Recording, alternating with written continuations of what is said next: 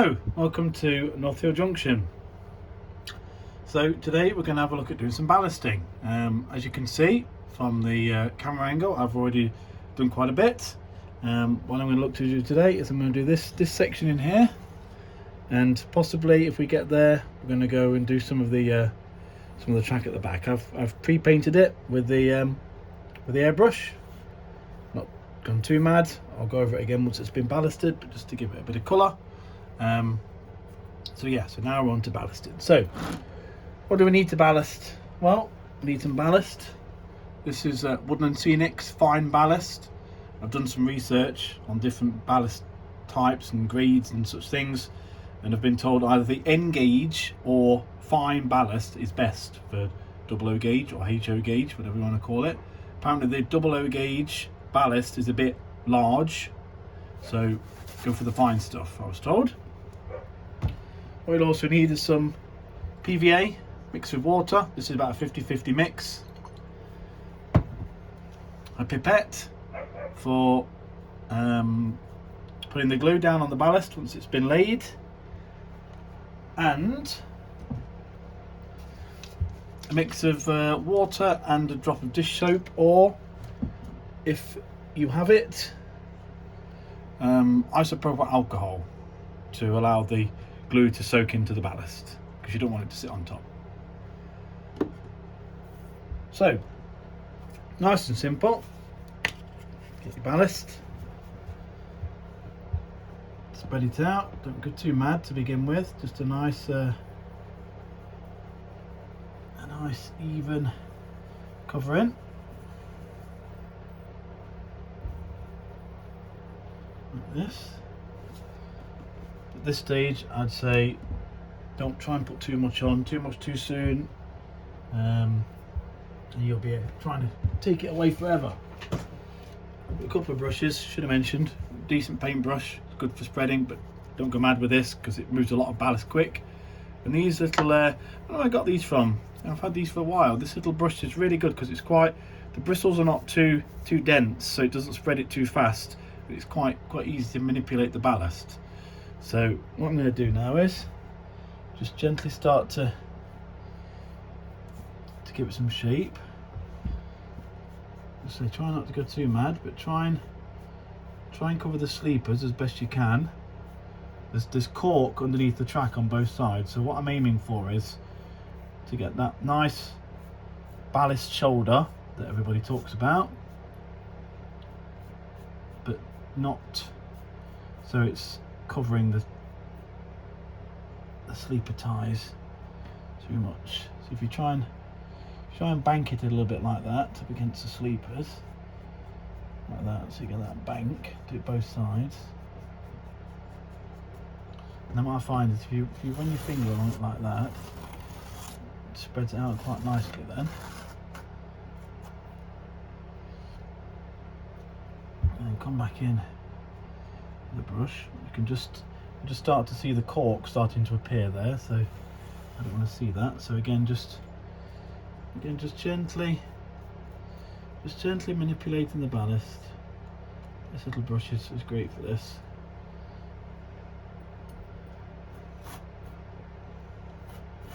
What I find is, once you've finished, if you can see any of the cork, then you've got ample opportunity to just put a tiny bit more ballast down when you've finished.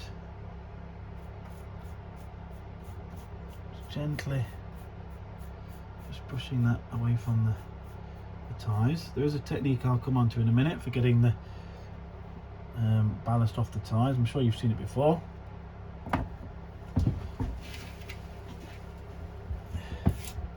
Involves a ruler, and you just tap, and what that does is the vibration just gets the ballast off the sleeper ties, off the tie bars, whatever you want to call them. I'm not in.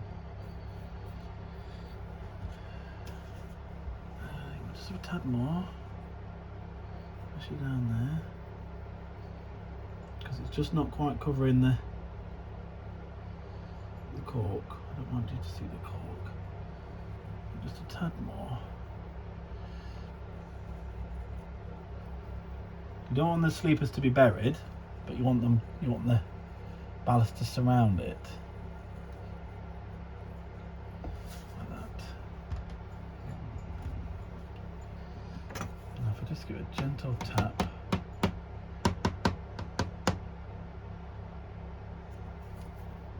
And now if I just zoom you in a bit.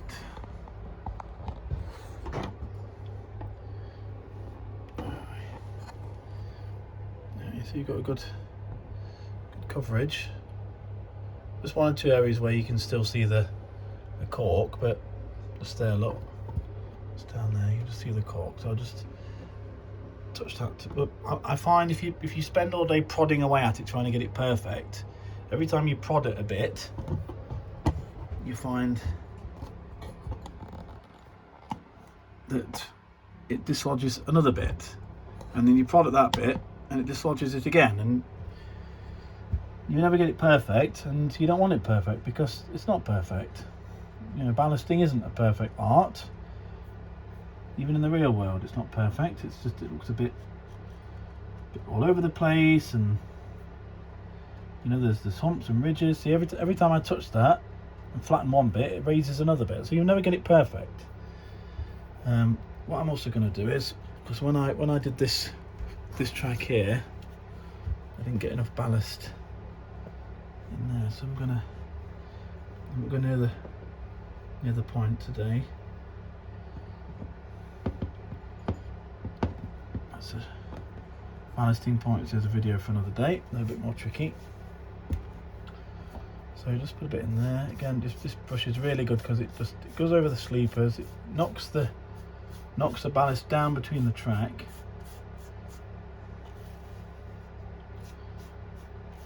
And he's quite a nice finish. There we go.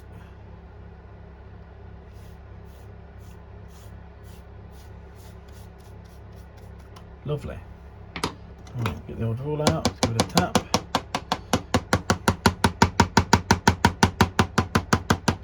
Another thing I found is if you're tapping away like this and the ballast doesn't move off the sleepers, it's because you've got too much ballast. It's got nowhere to go.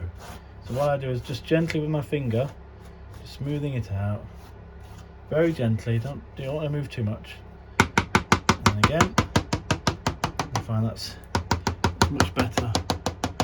You can see there that there's only a couple of grains of ballast left on the sleepers. I'm not too worried about that because I'll be here all day clearing that. Again, you see, prodding away there, tapping away, it's just dislodged that ballast from the shoulder there. So if I just touch it lightly, just try and bring it back. Just try and bring it back in there. Just try and cover up where the cork is. And then just leave that middle bit there just completely random. Humps and bumps and ridges and whatever you want.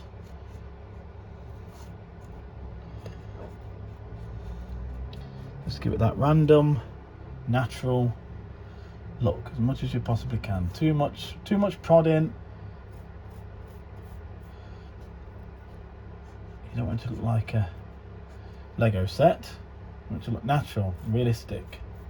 That's what we're looking for. There's a hole in my baseboard there because I can see the ballast is disappearing down that hole, so I'll not prod that too much. Right, and then when you've got your ballast broadly where you want it to be, we take our trusty spray bottle and just from a distance, just gently, give it a good spray, good saturating.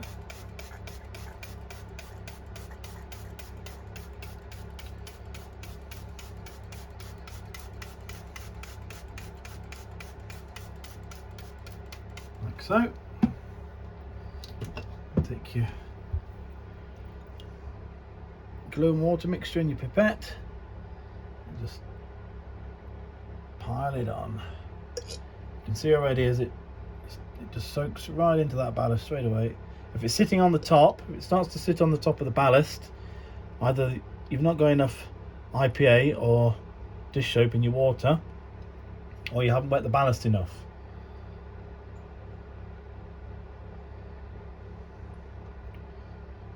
And my recommendation when it comes to this is you can never put too much glue on, because it's just to dry clear. It's PVA glue, so dry clear. You won't see it when it's gone. But what you want a good solid mixture, because you don't want it to be moving when your locos are running, or when your kids are playing on it, or your cat's diving on it, or whatever's happening. You want it solid, so get plenty on there. Real good saturating. I'll go back over this again in a minute.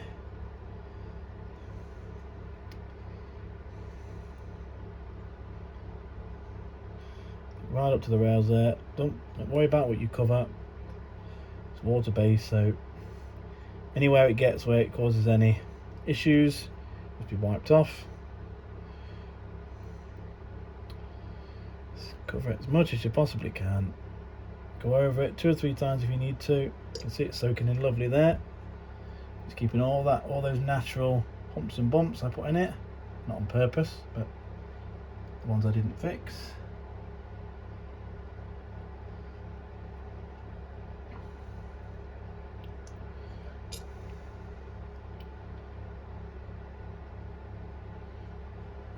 Like that. Lovely job.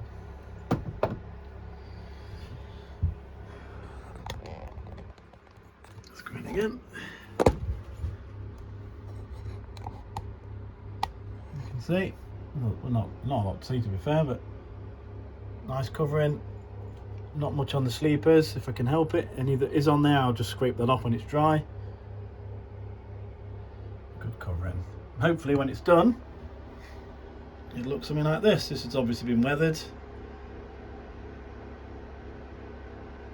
You get that nice shoulder there, nice natural undulations in there, and dips and hollows and humps.